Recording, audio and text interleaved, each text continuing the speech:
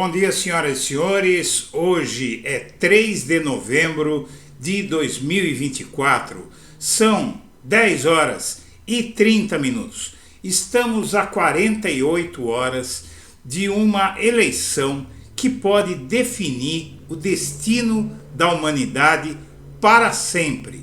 Minha amiga, meu amigo, eu rogo a você que acompanhe o nosso trabalho que preste muita atenção nessa matéria que eu vou apresentar hoje, porque ela significa a diferença do seu, do meu, do nosso futuro. Vamos em frente. O presidente Luiz Inácio Lula da Silva afirmou estar torcendo para Kamala Harris ganhar as eleições nos Estados Unidos. A declaração foi feita nesta sexta-feira durante uma entrevista a um canal francês, há 4 dias da eleição presidencial americana.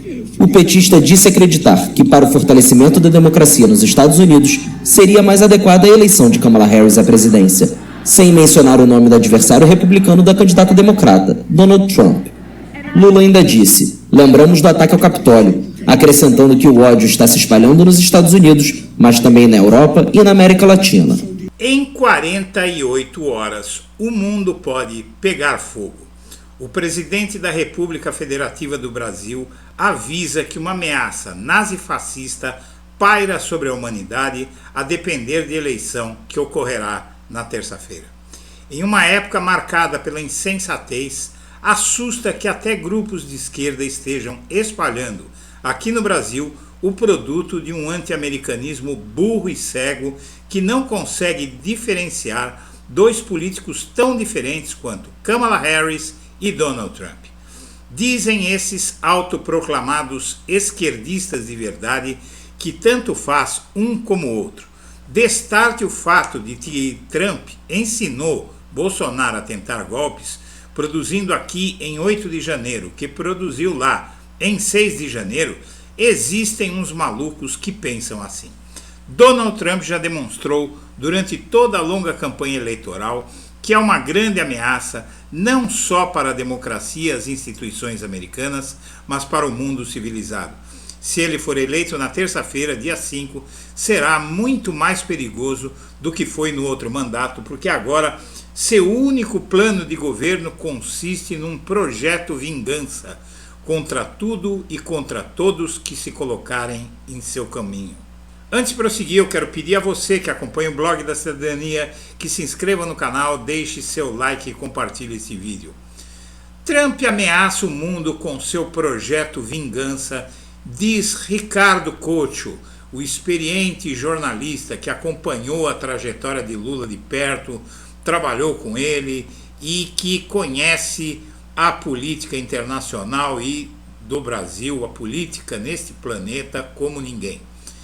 Diz ele, está chegando a hora da grande decisão. Donald Trump já demonstrou durante toda a longa campanha eleitoral que é uma grande ameaça não só à democracia e às instituições americanas, mas para o mundo civilizado.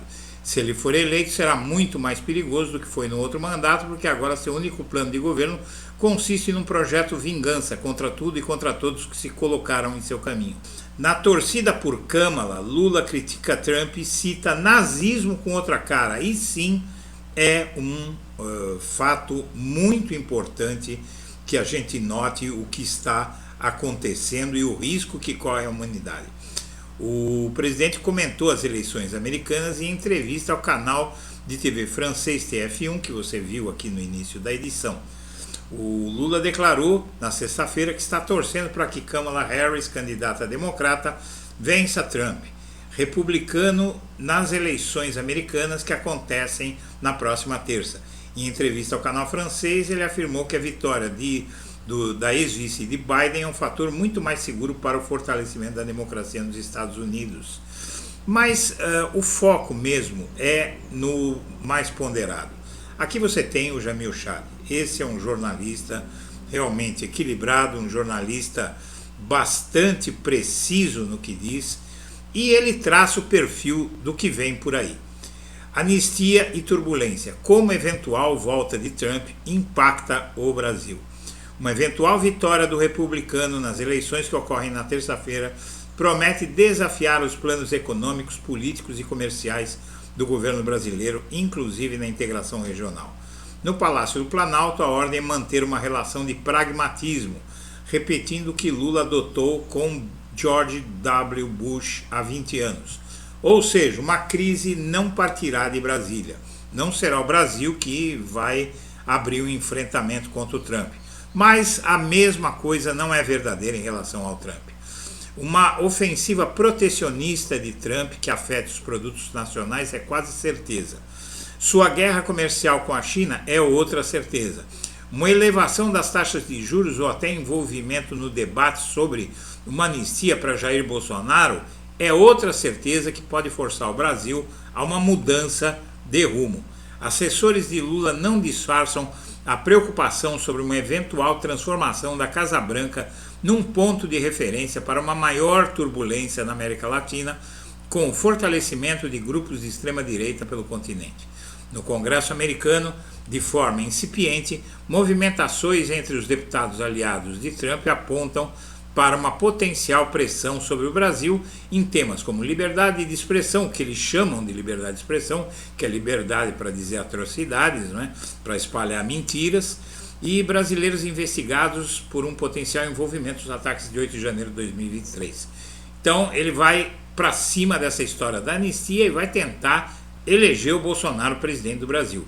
Em março, ao lado de deputados bolsonaristas, o deputado republicano Chris Smith afirmou que desde o final de 2022 os brasileiros têm sido sujeitos a violações de direitos humanos, que é uma barbaridade,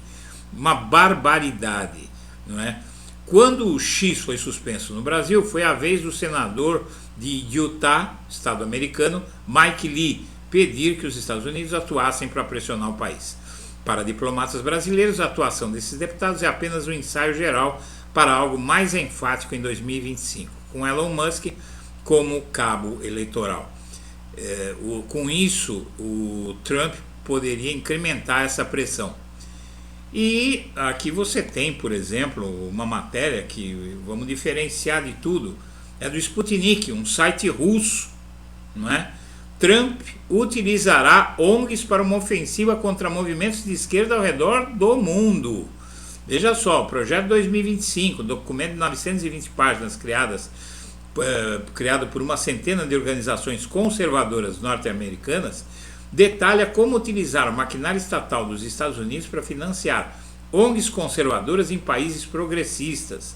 Então, quer dizer, todo progressista que embarcou nessa história, que tanto faz Kamala quanto Trump, está colocando a corda no próprio pescoço. E na verdade, o Trump tem até o seu Mauro Cid. John McEntee chegou à Casa Branca em 2017 como sujeito que carregava a pasta de Donald Trump. Tinha a confiança do presidente e uma mesa na antessala do Salão Oval. Era uma versão civil e turbinada de Mauro Cid, o notório ajudante de ordens de Bolsonaro. As semelhanças entre Trump e Bolsonaro não ficam por aí, mas isso é só uma pimentinha aí para você entender o que é que pode acontecer na terça-feira. Porque o Jair Bolsonaro não tem um botão vermelho que pode destruir o mundo 50 vezes. Mas esse diabo do cabelo amarelo, esse tem. E o impacto das relações das eleições americanas com uma eventual vitória de cada um desses dois está bem dimensionado aqui. Proteção à democracia, defesa do meio ambiente, relação com a China e posicionamento sobre as guerras na Ucrânia e no Oriente Médio são alguns dos temas que podem impactar a relação do Brasil com os Estados Unidos, e aqui essa matéria diz mais ou menos a mesma coisa que as outras. O risco que é colocar esse sujeito na presidência de novo. E a grande esperança é que Trump tem uma possibilidade concreta de perder. Veja só essa matéria.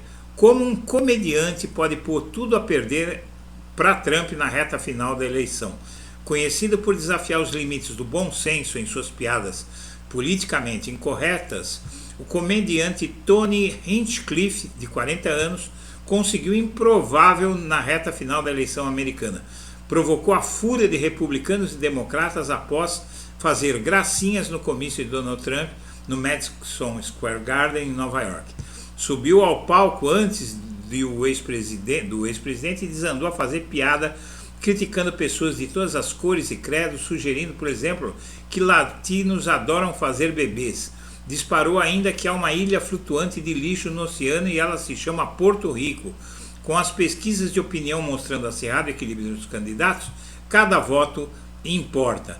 Então aí o racismo, a ignorância da extrema-direita vem à tona através de uma piada.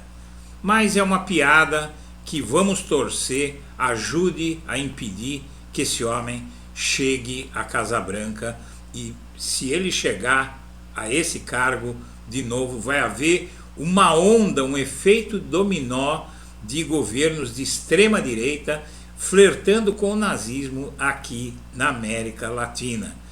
Então torça aí, e se você ouvir algum esquerdista, ou direitista tudo bem, se ouvir algum esquerdista falando isso, manda ele catar coquinho por mim, por favor. Senhoras e senhores, eu agradeço a atenção e deixo meu abraço para todo mundo.